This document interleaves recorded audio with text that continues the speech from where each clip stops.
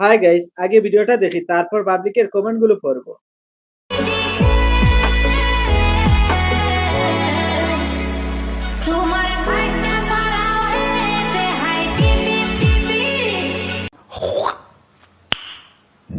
মাশাআল্লাহ, অনেক বড় মনের মানুষ।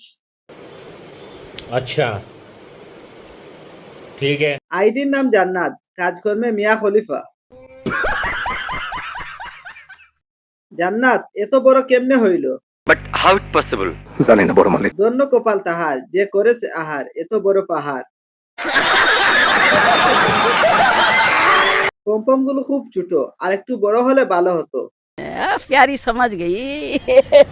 মাশাআল্লাহ, অনেক বড় আপনার হৃদয়। সাবাস। ওরে বাবা, এত বড় কেন?